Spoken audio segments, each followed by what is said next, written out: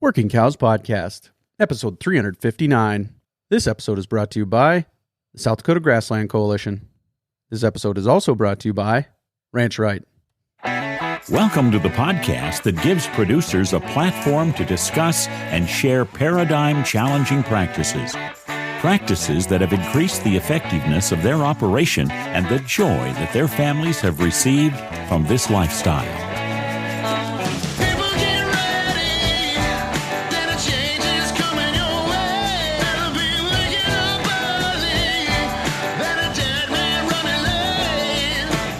Howdy, everybody. This is Clay Connery, host of the Working Cows Podcast, recorded exclusively in the Understanding Ag Studios. And this episode is brought to you by the South Dakota Grassland Coalition. If you're in the business of managing livestock, you've probably experienced drought, shortage of time, not enough help, and hefty debt. But facing one or even all of these challenges doesn't have to leave you worrying about how you'll make it through another year. Learn how to increase your stocking rates, extend your grazing season, increase plant diversity, retain moisture in your soil, spend less time and money on weed control, and much more at one of the South Dakota Grassland Coalition's grazing schools. During this 3-day intensive program, area producers along with presenters from state and local agencies combine hands-on activities in the field with classroom-style presentations to walk you through the steps necessary to create a grazing plan that suits your unique operation. Reserve your spot at one of the 3 grazing schools today at sdgrass.org. Really looking forward to conversation today with Logan Pribbeno. We're going to talk to him about the cattle cycle. A big part of their operation is taking advantage of the cattle cycle. The cattle cycle moves fairly predictably. It is a range of years. We're going to talk about that. It does shift from time to time. Factors do affect it, but it is something that happens, and it happens fairly predictably. And they have made a concerted effort to be in a place where they could take advantage of it on their operation. And so we're going to talk to him about the ins and outs of that and kind of some of the lessons learned and some of the things that maybe they do differently. So Logan, thanks for joining me today on the Working Cows Podcast. Welcome back. Glad to see you again, Clay. I have been kind of paying attention, of course. Appreciate you guys being a sponsor of the show and some of those things. And we've been talking about the wine glass easy keepers for the last couple of weeks on the podcast. And you guys have a sale coming up here on Wednesday as this is releasing on Monday. But been kind of paying attention to what you guys are doing from a macro perspective with regards to the cattle cycle. And these are things that, I don't know if we can all predict or point our finger at exactly what butterfly flaps its wings and causes these things, but it tends to be fairly regular, right? I mean, this isn't something that hasn't happened before. You talk about 1973, you talk about, I don't know about others between there and 2014, but 2014 to 2016, and here we are again about 10 years later, it's happening again. So I think there were probably some between 73 and 2014. I think it is kind of about a 10-year deal, but can you talk to me about kind of how you guys think about the cattle cycle there at Wineglass Ranch? Sure. And the 74 Wade Chody in his book, he wrote that it seems to be about 10 or 11 year cycles. And Alan Nation also wrote that the cattle cycle is the most predictable cycle in the commodities world. So it shifted in Alan Nation's lifetime on that 14 shift. It caught our operation by surprise, but it's certainly easier to kind of predict compared to a lot of these other cycles that tend to come and go. Sure. And again, from a macro perspective, what would you say it is? What is the cattle cycle? What are some of the things that are indicative of a high or a low in the cattle cycle? How are you guys paying attention to some of those things? Sure. So just watching the supply, heifer retention is a big one that as a leading indicator. It's amazing when cattlemen are not making money, they're retaining heifers, and the inverse seems to also be true. So that could be a good leading indicator. And just the prices, and it's the live, and this is Alan Nation's idea, is just watch the live cattle price. That's the only real price. And you'll notice if you look at the chart from 15, when that feeder cattle market ran up, that live cattle market wasn't. It was kind of a head fake. And one thing that Greg Koinzag on Twitter, he's kind of tuned me into, is the cow leads the way.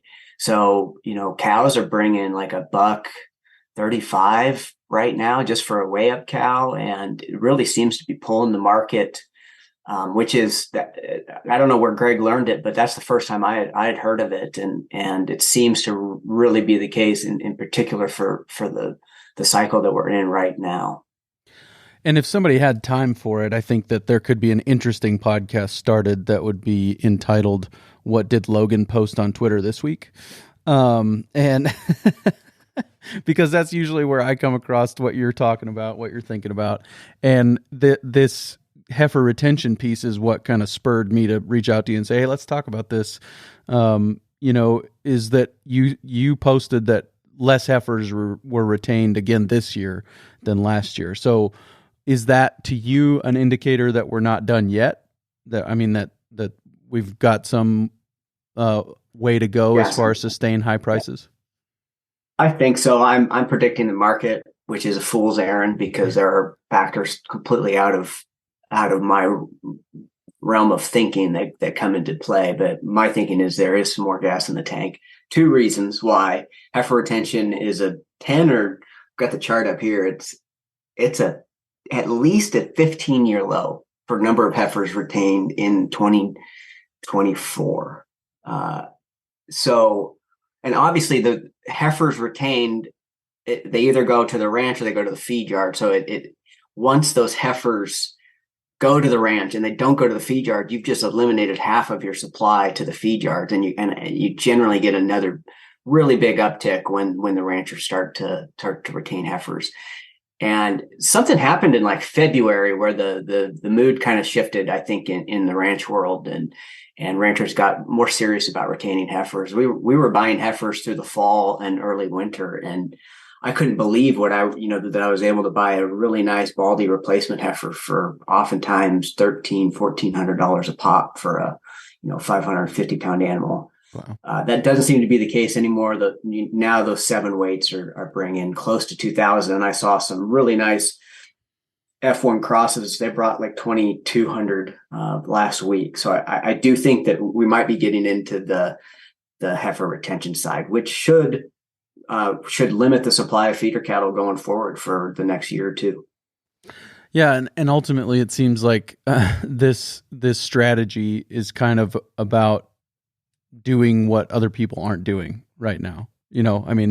Nobody's doing this, so we're going to do that so that we're ready to do, to offload or whatever when they're ready to buy. That's kind of how the market works, right? Supply and demand, and we want to have the supply when the demand is there. Is that kind of a fair assessment? That's exactly what we tried to do. Is we're going to disperse our cow herd here. In 2025 and 2026, probably be a sale over 2 years, and just go back into stockers. And we were mostly stockers up until 2019 when we grew, and we've done it a few times. My dad has done it a few times on a different scale, but it is something that we try to do and haven't always got it right. But we're in the game and playing, and it's hard to hit the top, but sure fun to try, I guess. Yeah. And you mentioned being mostly stockers, and we've talked about that before on the podcast as well, but being mostly stockers, making this transition into cow-calf, and that transition was specifically for this moment, right? That was about 5 years of building a cow herd so that you could be ready for the height of the cattle market. Yeah, that's correct. When we first talked, Clay, or met, we were mostly stalkers, and in 2019 and 2020 we got really, really earnest about building the cow herd, and bought some very nice heifers off the ranch from a number of places for we're buying for 700, 800 bucks a pop. People thought I was crazy for buying them and breeding them, but it seems to be working so far. It 2023 was a really nice year to have a big cow herd and not necessarily a bunch of steers. Yeah, for sure. And so, how are you? I mean, this seems like a we'll be honest or upfront, seems like a fairly dangerous game. Like can go wrong. Like you said, don't know. As I said recently, somewhat provocatively, when a corruptocrat and a tyrant get into a peeing contest somewhere in Eastern Europe, things get affected in American agriculture too. And so, how do we let's be real about some of those things and tell me about how you're mitigating some of that risk. Sure. Robert Kiyosaki, he wrote, I know many rich men that have lost a lot, and I know many poor men who have never lost a dime. I'll be honest with you, 2014 caught us flat-footed. The cattle cycle shifted. We had liquidated cows prior to that. We had it was a bad year for Wineglass Ranch, which was very unfortunate because it was the best year for most ranches, but we were very ill equipped for it. So don't think that we get it right all the time. That was a case where it shifted on us, and we weren't right. I'd only been back on the ranch for 2 years, and this whole thing, like in 2014 and 2016, I sat down and I was like, man, we really need to get it right this time, having missed out that. And I took it very personally, and I hatched this plan with the help of my father, Allen Nation, and, Bud Williams and 1,000 people. But me and my dad sat down and we're like, man, when is this thing going to happen again? And how can we kind of prepare ourselves? And, So 2014 was a good example where we didn't get it right. We had liquidated prior to that, and we're in a poor position to capitalize on it. So hoping to get it right this time, and so far so good. It's looking good. I know the market's a little bit down, but we're still at record highs. Yep. And so the question was, how do you mitigate risk? And the answer was, I know a lot of rich men who've lost a lot. So I want to make sure there isn't more to that answer as far as mitigating risk before we move on. Sure. So mitigating risk. I'll tell you, one of the, when you do build your cow herd, what I'm learning firsthand, it's a real cash flow killer. If you're a stalker operator that's used to high turnover, that high turnover is really nice from a cash flow management. But man, when you do build that cow herd, it is a cash flow killer. So it is concerning. How do we mitigate risk? Well, the number one thing was, I bought these heifers for $700 a pop. So I have more into their development. We sold the opens at a profit. It's a cash flow consideration, which I have a very good banker that is in tune and knows exactly what we're doing. So there's cash flow risk, but my basis on these things are minimal. So it's not like I went out last year and bought, $2,200 bred cows, and I'm trying to sell them for a profit. We got them bought right, and that's a term from the stalker. It's like the buy sell, or the sell buy. We got them bought right, and because we did that, we don't have a lot of risk in them. So I don't have any mitigating risk for the cow herd. Now I do have a lot of LRP. We still do run a lot of stalkers as well. Carry everything over as a yearling. We're still buying stalkers, running them on different places here in Wyoming, and I've got a lot of LRP in at a low level, just as a black swan protection event. It doesn't lock in a really nice profit margin, but it sure protects us if we were to have something like a COVID or if this avian flu thing turns out to be real bad, it just a bankruptcy protection floor is what we've got with the LRP program. You sat down with your dad, 2014, 2016, somewhere in that range, and said, let's be prepared next time. And did you kind of have a range of years in mind? Like, okay, we've got this many witnesses saying it's 10, 11 years.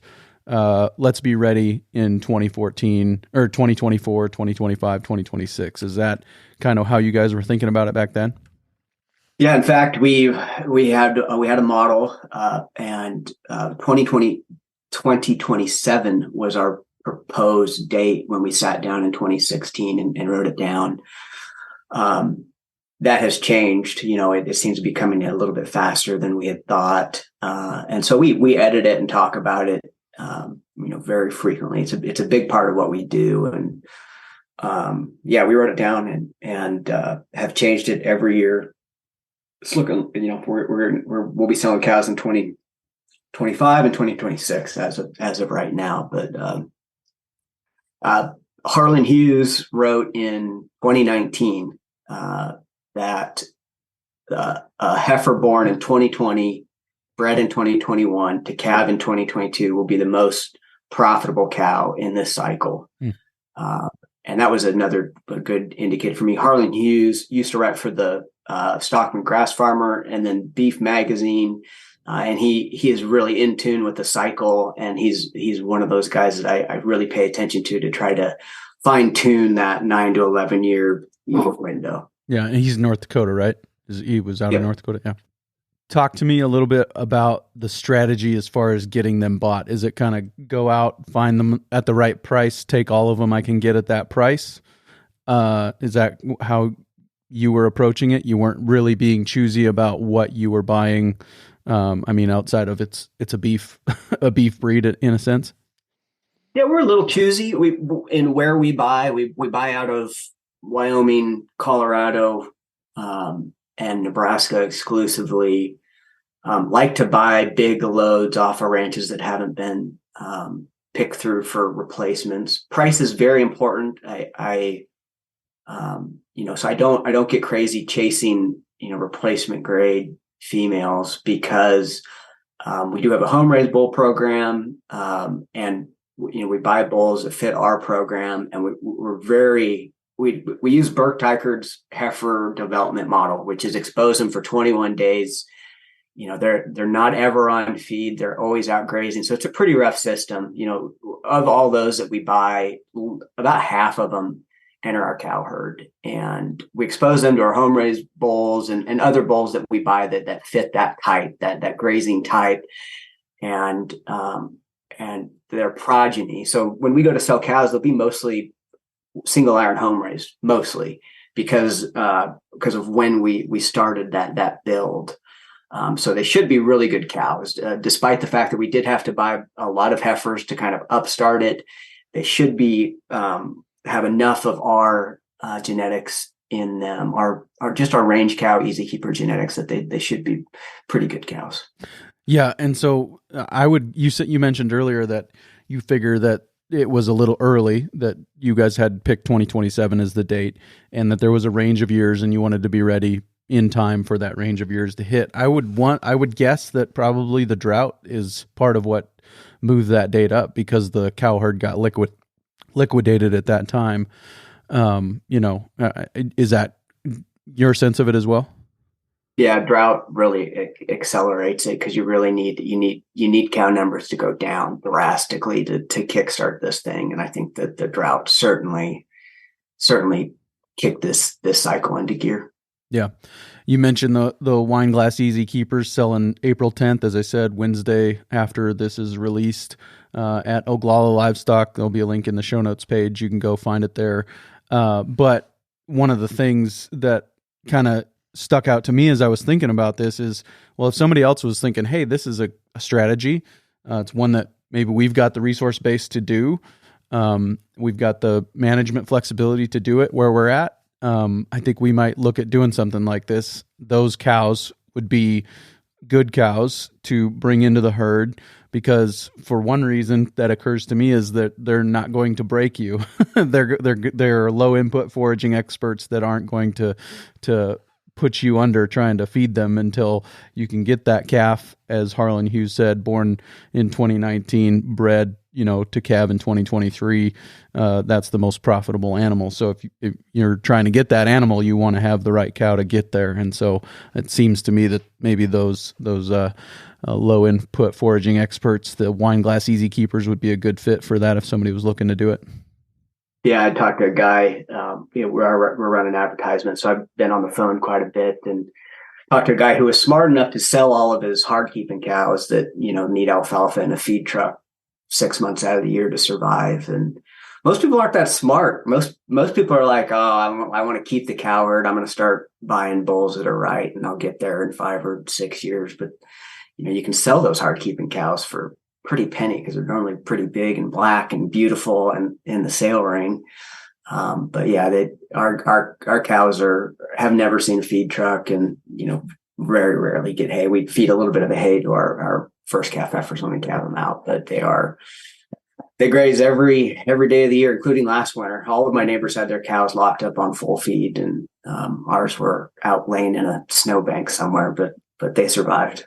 Yeah, they're good old tough critters. My dad did it. I got to give my dad, and also TJ Ellicott, who is our cow boss. I'm a steer man myself, to be completely frank. I feel more comfortable just running yearlings. But my dad never chased the trends in the 80s. Kept with the British Hereford Angus cross, and then TJ Ellicott, our cow boss, he has a very similar philosophy of my father for these grazing genetics, and they work very well together to keep the cow herd as it is. As a steer man, given I would screw it up with some terminal crosses and stuff like that, but I've kept my dad's program, and with the help of TJ, I've kept my dad's program the way that he intended. Well, and that's the benefit of having a guy like TJ around is you've got somebody who really likes it, right? Where you're a steer man, even though I think you've called steers prima donnas before and said that they need to be a heifer man might be the better way. Yeah. So, but having a guy like TJ around who's actually passionate about it and wants to pour over the spreadsheets, wants to look over, the different strategies and think about these things, and then bring in a proposal and when your excitement about it too, to say, yeah, this is worth the investment of our resources to do it. So I think that's an important piece of this. For sure. He does all of our bull acquisition, and he runs our home raised program too. And we were talking yesterday, and he asked me, he's like, "Did you watch the video on this bull?" And I'm like, "TJ, I haven't spent 15 minutes of my life thinking about bulls. That's what I've got you for." Yeah, that does lead me to another question. How do you sleep at night? Just from the perspective of there's a lot of, I don't know if risk is the right word, but there's a lot going on here. How do you handle those things, the stress of it? Or maybe that's an indication that this isn't the strategy for somebody if they're going to struggle to sleep at night during the process, because it's a long process. It is a long process. I'll tell you, everything's been lining up pretty good. So I've been sleeping at night. It's those years that are tight that you end up out there working. And, this last year has been a really nice one. I've been able to take a lot of time with my family. I've got 2 daughters, 6 and 8. My wife left her job 2 years ago and to join the ranch full time. That was a big household change for us, and very positive. I'm pretty comfortable with risk. I sleep just fine at night. I'm just wired a little bit different. Yeah, I sleep well in our house, and this is totally facetious. Tongue firmly planted in cheek. If it was farther in there, it'd be bleeding. But I always tell my wife I sleep so well because I have such a clean conscience. But she knows otherwise. Yeah, but. And Clay, I like I said, we screwed up in 14. Seldom get it perfect. And good things came from that. Really good things came from that. It wasn't a good year for us, and it helped a lot. My character, my person, became a Christian in 2015 as a result of, I think, everything that happened in like 2014. Things didn't go right, and sometimes when things don't go right, it's just the way it's supposed to be, and it's fine. And even if even if it doesn't go well, you know what, it's going to be fine, Clay. I'm really not too worried about it. Yeah. Yeah. Getting that stool kicked out from under you is sometimes the best thing that can happen, right? Yeah. Hopefully not 2 times in 10 years, but Yeah. Yeah. if But I that's mean, the way it is, I'm ready to buck. yeah, the leadership cliche would be that you learn more from failure than you do from success, right? Yeah. Let's take a quick break and hear a word from our sponsor today, Ranch Right. Does a year's worth of tax prep stand between you and being able to send things to your accountant? Are you tired of email after email asking for documents that you don't know how to find? Are you wondering exactly how much money you're going to owe the IRS this year and have no clue how to even start to figure that out? We've been there, but you don't have to. Hire Ranch Right today and know where your business stands. After all, taxes are a part of life, but Ranch Right helps you with data entry, bookkeeping, gives you reports that you can make sense of, and helps with a realistic outlook of what your business needs this tax season. Visit www.ranchright.llc today and cross tax prep off your list. So talk me through we've talked and just now talked about some of the negative lessons learned in 2014. Talk to me about some of the lessons you've learned through the process of building up to this. You said your dad had done it before at different times. So I imagine he was a mentor in this, and then Alan Nation and others you've mentioned, Bud Williams, but talk me through some of the lessons that you've learned, some of the things that maybe say we're going to do this again in 2037 or whatever. Talk to me about some of the things maybe you do differently, some of the things you definitely do again. We were stocker operators, and we had a pile of heifers here, and it seemed like this thing was going to come early in about 2020 with the COVID market, and we were buying them cheap, and made the rash decision to expose a lot more heifers that year, to get them on there quicker, and ended up being the right decision. One thing I would say is to do this well, and let me back up and just say that Knowledge Rich Ranching is literally a playbook for this. So if you're more interested in it, I would read that. Some things have changed since then, including the dates and whatnot. But anyway, you really got to be 4 years ahead of this thing to get it right. Coming into last year was a good year, and you see people kind of sniffing at the cattle market, being like, "Do I need to enter this?" And there are people that are doing that, buying bred heifers, and they're going to get slaughtered. Probably, I don't know, but most of the time that they do, it's tough to enter it right now. So you really need to be about 4 years ahead of this thing, and also it takes 3 or 4 years to just figure this thing out. So it actually takes 10. You tell people 3 and 4, because if you tell them 10, they won't believe you. But you got to be in the game long term, and you need to position yourself business wise so you can play this game for decades and not years here and there. Right. And as far as the nuts and bolts of your strategy, exposing heifers, challenging them with a short breeding season, low bull percentage, all those things, those are things that you would do. Those are things you would, that have worked for you. It doesn't necessarily all have to be an in-house program. As if you're buying them right, there's opportunities there. But I mean, those are all things you'd do again. Those are things that have been working well. I would buy heifers a lot. Next time we do this, I'll buy heifers a lot better. I learned a lot about, and I was buying those, and I didn't have TJ here. He came on board in 2019, and we as a team, we're going to buy them a lot better next time. Put it that way. And What else have we learned? What I've learned is Burke Teichert is brilliant. He came in 2016 to help us with a host of things, and really helped us refine our heifer development program, and where you really just rough them and don't worry about weights.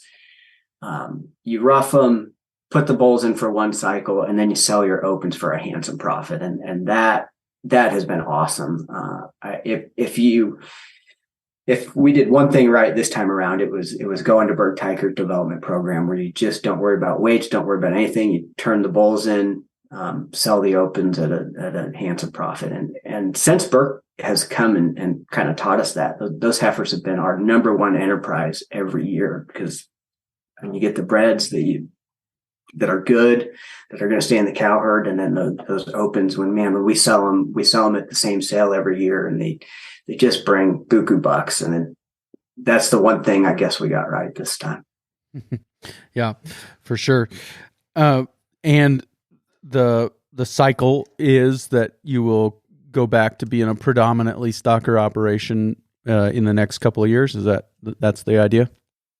Yeah, and we'll still have a cow herd. So we'll sell them at Ogallala.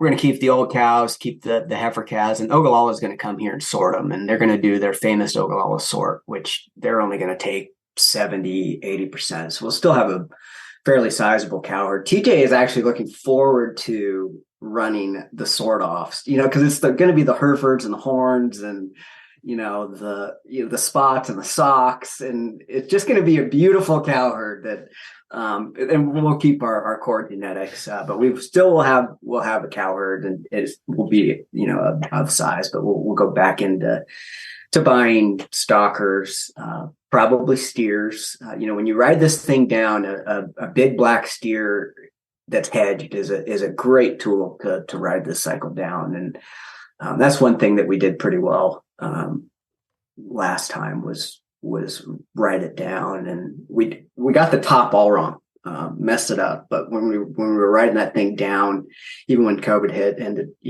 we wrote it down really well. And big black steers are a great way to mitigate risk on the way down. Yeah, and you talk about the kind of what the herd will look like. Tell me a little bit more about the famous Ogallala sort. I haven't heard that term before. Oh, you haven't? Ogallala is the biggest barn in Nebraska by a long shot, and they've earned themselves a reputation for a particular type of sort that they will sort on them more than any other barn. So they're very particular, and so it's a really nice barn to buy out of, and in particular because of that. And locally, cattle buyers and everything, the Ogallala sort means you go through them and comb them, basically. Gotcha. Okay. And also you mentioned that what will be left is going to be a fairly an eclectic herd. We might call it a menagerie, depending on who you're talking to. And that is similar to what the bull herd looks like too, the bull battery. Is that right? Yeah, you're right. You saw our bull battery. It's not big and black out there. It's all heterosis. Again, Burke Teichert really helped us with our home raised bull program and what to select for, and it's all crossbred bulls. We really like the black baldies, particular to them, but it's a menage out there for sure. Yeah, and you like to run those eclectic herds and the bull battery looking like it does right up against the road to get questions out of the neighborhood. Is that? In fact, our bull battery is literally on the highway right now. Our neighbors are, they think we're nuts, and they're probably right. Yep. Depends on what you're in the business to do. It depends on what you're in the business to do. I think the first time we talked, Logan, the title of the episode was "That Won't Work Here." So I think you said you were going to change the title of your job description to "That Won't CEO of That Won't Work Here LLC" or something like that. So, You're right. Yeah. So another important piece of this is, what do you do when you're not building the cow herd? And you talked a little bit about that, riding it down, big black steers hedged. is a great animal. Talk to me about why that is and some of those ideas. Sure. Well, a stock operator in general, and this is Allen Nation, just to give credit here. The stock operators make the most money when that spread between the calf and feeder cattle is very tight, and when the markets are explosive to the top end, it's way more favorable for the cowman. So as those shrink, your value of gain increases. And as the supply becomes greater, feed yards can become more selective and picky. The opposite of where we are right now, where they cannot be as selective and as picky. And when they are selective, they prefer to feed a steer. They prefer it to be big, and they prefer it to be black, and they prefer it to be northern. And so we do try to get big, black, northern steers, buy them out of Montana, Wyoming, and run them here because they're more choosy when it's down, and when it's up, it's the opposite. They'll go and buy calves, they'll go buy heifers, they'll go buy whatever they have to kind of maintain their numbers. And part of that is you guys are picking up some positive basis coming out of those areas too, right? They're getting closer to where they're going to end up, and that is a help for you when you start buying calves out of the north, right? That's correct. And I think that's unique to Western Nebraska in that, you truck them in to feed yard country and you do capture some basis out of the Mountain West when you do that. If you live in closer to Missouri, there's another way to capture value. That's the nice thing about Western Nebraska is you capture value to get to have those nice cattle out of the Mountain West, and they're fun to run. I do enjoy a nice big black Wyoming steer running out on cover crops here in Nebraska. Yeah. So a few times you've mentioned Allen Nation, Knowledge Rich Ranching. It'll be linked in the show notes page for today, workingcows.net/359. It is on the resources page. I think it's been on the resources page since day one of the Working Cows podcast. Though it does illustrate where my head was at when I created the resources page, that paddock shift is above Knowledge Rich Ranching. And that's just because I was a grazing zealot then and not a profitability and ranching leadership thinking zealot. I like that. Yeah. We all start there, right? Yeah. We all start grazing, and then we realize, this is a business as well, and the grazing is fun, but the business part is crucial. Yeah. You can be a great grazer and be losing money. That's for sure. I came to this conclusion. Being on somebody else's podcast is always a good thing. It challenges you to think a little bit about how you're going to say things. And I came to this conclusion, and I ran it by a couple of guys who I think know if this is a crazy thought. One of them was Dallas Mountain. The other one was John Haskell. I said, it's easier to out-business a bad grazing plan than it is to out-graze a bad business plan. That's a very good way to put it, and very astute. There's 1,000 ways to say it. Also, like on the stalker side, you can have a 2.0 average daily gain on grass, 0% death loss, and lose money. So you really got to have your business hat on in the cattle industry in particular, because it is cutthroat and designed to clean a lot of people out. So make sure you got your business hat on. That's for sure. Yep.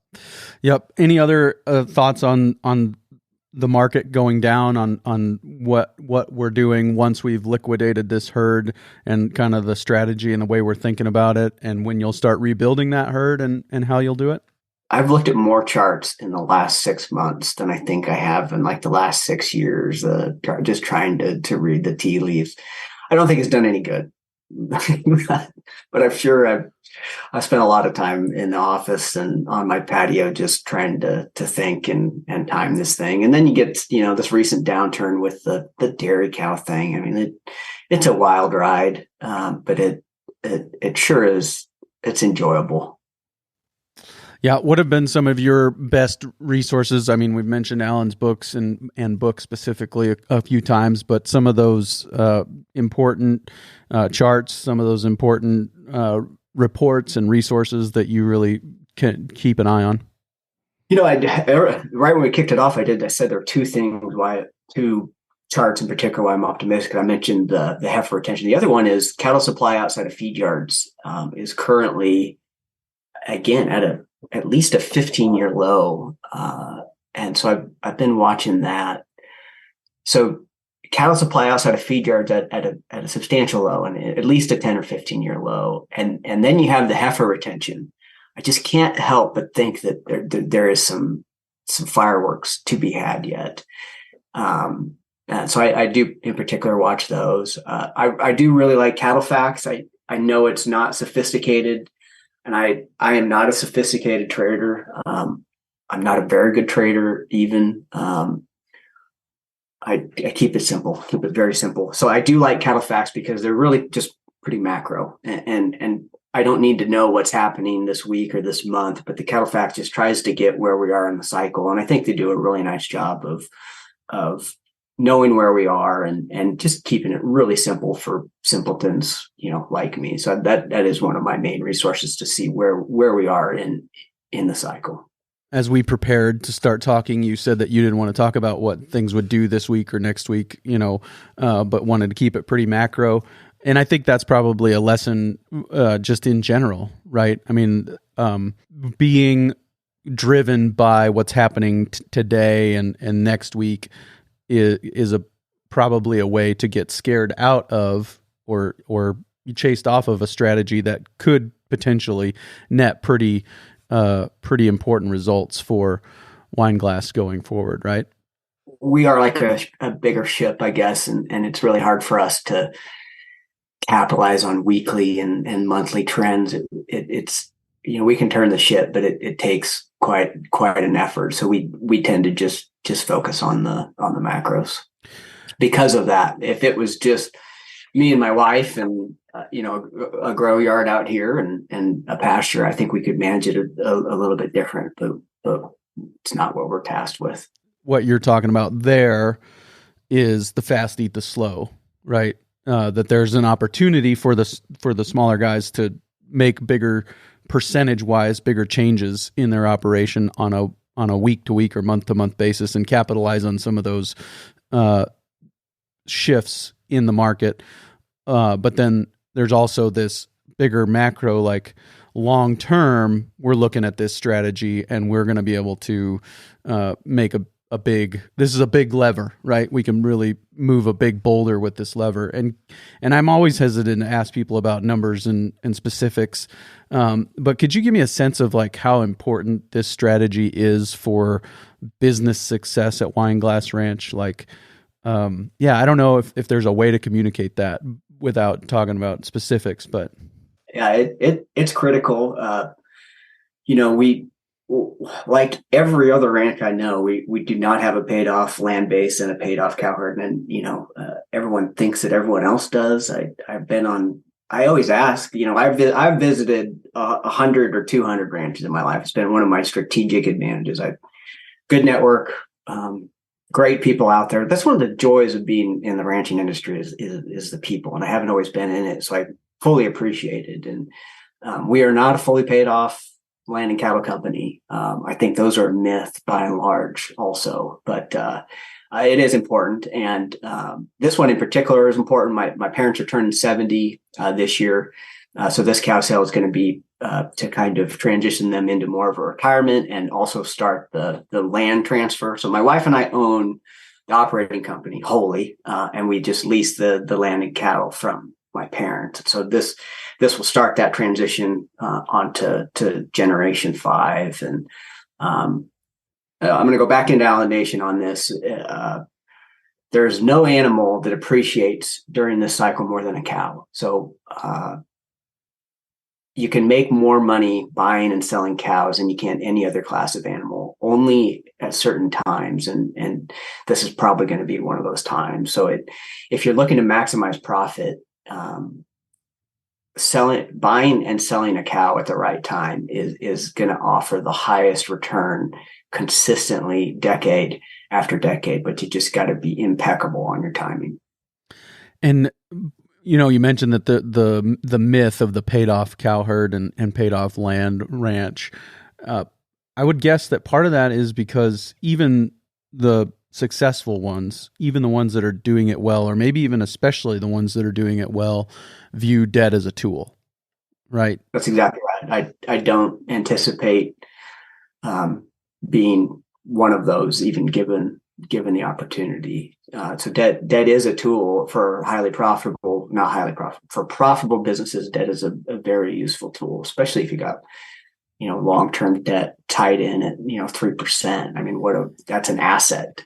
Really. Why would you pay that off? It'd be silly. You're maybe this is the wrong way to think about it, but it occurs to me that when your debt interest rate is lower than the inflation, you're making money. Yeah, especially if it's backed by something like dirt, right? That exactly. seems to just be spiraling higher and higher. Right. Yep. Very good.